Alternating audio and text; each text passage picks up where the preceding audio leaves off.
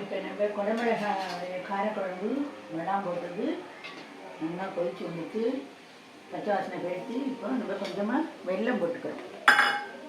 அதுக்கப்புறம் நம்ம கொஞ்சம் இதில் அரிசி மாவு போட்டுருக்கோம்.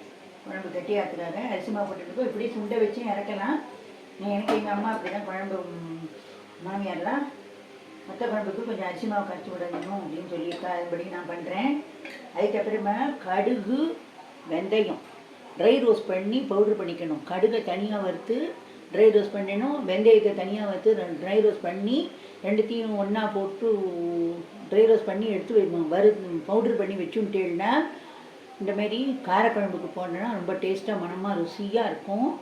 அப்புறம் வந்து இந்த ஊறுகாய் அதுக்கெல்லாம் போடுறதுக்கு யூஸ்ஃபுல்லாக இருக்கும். நான் இந்தமாரி பண்ணி வச்சுருக்கேன்.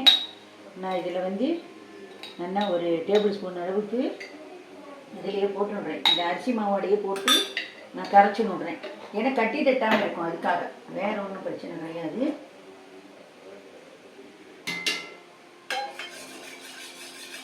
கரைச்சி இதில் நான் கொட்டிட்டேன். இப்போ லைட்டாக நல்லா ஒரு கொதி வரும். ஒரு கொதி வந்தோடனே டக்குன்னு ஆஃப் பண்ணிவிடுவேன். ரொம்ப நேரம் கொதிக்கக்கூடாது. ஏன்னா வெந்தய பொடி போட்டிருக்கோம், கசந்து போயிடும் குழம்பு. அப்புறம் இப்போ நல்லா ஒரு கொதி வரணும்.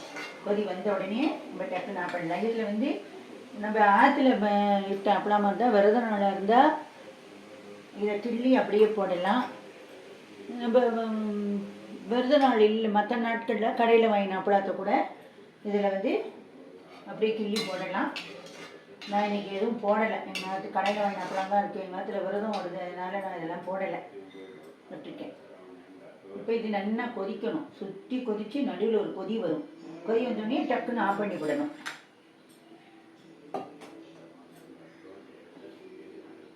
இப்போ சுற்றியும் கொதிக்கிறது வெயிட் பண்ணுவோம். இந்த குடமிளகாய் வாசனை சூப்பராக இருக்கும். மற்ற நாள்லேருந்து இல்லை வெங்காயமும் வதக்கிக்கலாம். வெங்காயம், தக்காளி, குடமிளகாய் இதெல்லாம் நல்லா வதக்கிட்டு, வெங்காயம் இல்லாமையும் பண்ணலை. No onion no garlic recipe வந்து இதுக்கு வந்து நல்லா வெங்காயம் இதெல்லாம் வதக்கிண்டு, தக்காளி இதெல்லாம் வதக்கிட்டு, இந்த மாதிரி குடமிளகாய் வதக்கிட்டு, குழம்பு விடாமோ சாம்பார் விடாமோ பூசணிக்காய் விடாங்கிறது, சாம்பார் விடாங்கிறது பூசணிக்காய் விடாம். அது வெய்ய காலம் வரட்டும். நான் வந்து எப்படி போடுறது என்னங்கிறது நான் உங்களுக்கு சொல்லி கொடுக்குறேன். இப்போ இது நல்லா கொதிக்கணும். கொதிச்ச உடனே தான் குழம்பு கெட்டிப்படும். அரிசி மாவு இல்லைன்னா கடலை மாவு கூட கரைச்சி விட்டுக்கலாம். இல்லை அப்படின்னாக்கா உளுந்த மாவு, சில நேரத்தில் டேங்கர் பச்சடிக்காக உளுந்த மாவு அரைச்சி வச்சுருப்பா. அந்த உளுந்த மாவு கூட கரைச்சி விட்டுக்கலாம். எது கரைச்சி விட்டுட்டாலும் டேஸ்ட்டாக தான் இருக்கும். இதெல்லாம் இப்படி இந்த மாதிரி கொதிக்க ஆரம்பிச்சிருக்கு. இப்போது இது கொதிக்கும்போது நல்லெண்ணெய் கொஞ்சம் பச்சையாக விடணும். அப்புறமே இதை வந்து சுடுற சாதத்தில் விட்டுண்டு நல்லெண்ணெயை விட்டுண்டு இந்த குழம்பை விட்டுண்டு சாப்பிட்டேன்னா நல்லா காரம் சாரமே நல்லா இருக்கும் காரக்குழம்பு.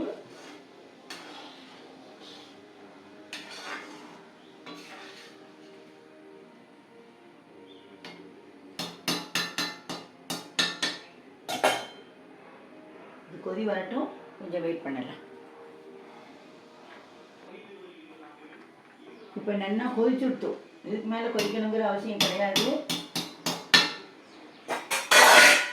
நான் இதை ஆட் பண்ணிவிட்டு சர்விங் டிஷ்ஷுக்கு இதை மாற்றிடுறேன்.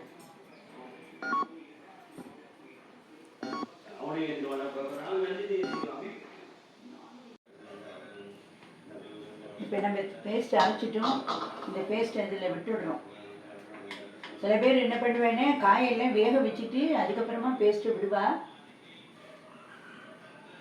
காய் வேக வைக்கிறதுக்கு நம்ம ஜலம் விடுவோம், அப்புறம் பேஸ்ட்டு அரைச்சி விடுறதுக்கு ஜலம் விடுவோம், அப்புறம் தயிர் விடுவோம்.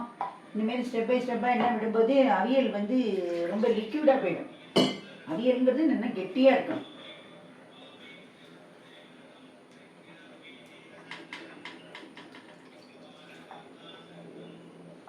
அவியல் கெட்டியாக இருந்தால் தொட்டுண்டு சாப்பிட்றதுக்கு நல்லா இருக்கும். அடை பண்ணி அவியல் பண்ணி சாப்பிடுவா. ரெண்டுமே ஹெவி ஃபுட்டுன்றதுனால இப்போ யாரும் அடை அவியல்னு எல்லாம் பண்ணுறது கிடையாது. வத்த குழம்பு, கலந்த சாதம் இந்த மாதிரி பண்ணுற அன்றைக்கி அவா அவியல் பண்ணி சாப்பிட்டுடுறா. மிளகு குழம்பு, வத்த குழம்பு, புளிக்குழம்பு, காரக்குழம்பு இந்த மாதிரிலாம் பண்ணுற அன்றைக்கி அவா பண்ணி சாப்பிட்டுடுறா.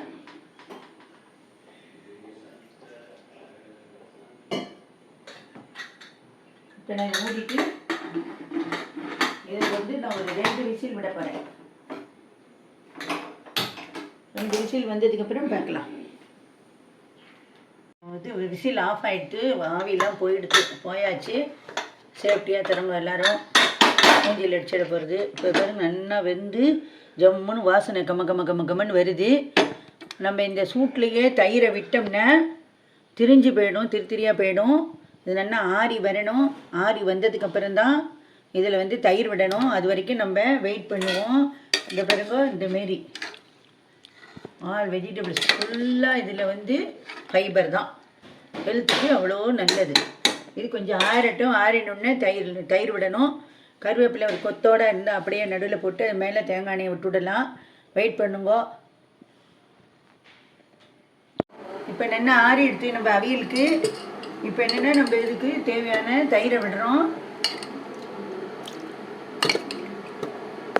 புளிக்காத தயிரை விடுங்க. புளிச்ச தயிரை விட்டால் அது நல்லா இருக்காது இந்த டிஷ்ஷு. தேவையான பார்த்துட்டு அப்புறம் இன்னும் கொஞ்சம் விட்டுக்கலாம்.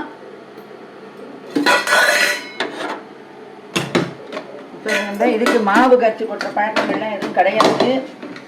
புளிக்காத தயிரை தான் விடணும். புளிச்ச வந்து நீங்கள் மத்தியானம் சாப்பிட்ணும், நைட்டு சாப்பிட்ணுன்னா தயிர் விடாமல் அது வரைக்கும் எடுத்து வச்சுட்டு சாப்பிட்ற நேரத்துக்கு தயிரை விட்டுக்கோங்க. இது வந்து உங்களுக்கு ஒரு டிப்ஸாக இருக்கும். நான் இப்போ கொஞ்சமாக தான் தயிர் விட்டுருக்கேன். சாப்பிட்ற நேரத்துக்கு மற்றது விட்டுக்கலாம், பிடிக்காமல் இருக்கட்டுங்கிறதுக்காக விட்டுருக்கேன். இப்போ என்ன விட்டுருந்தேன்னா இதுமாரிலே பச்சையாக நம்ம தேங்காய் எண்ணெயை விடுறோம். பச்சை தேங்காய் எண்ணெயை அதுமாரி விடுறோம்.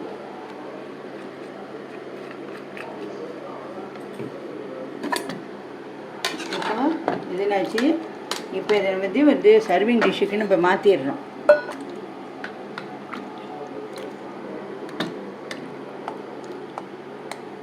இது எல்லா காய்கறியும் இதில் இருக்கிறதுனால இது வந்து ஃபுல் நியூட்ரிஷன் ஃபைபர் கண்டென்ட் உள்ள ஒரு உணவு.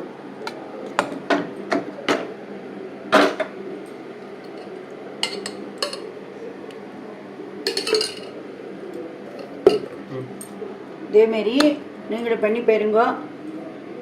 நன்றி, வணக்கம்.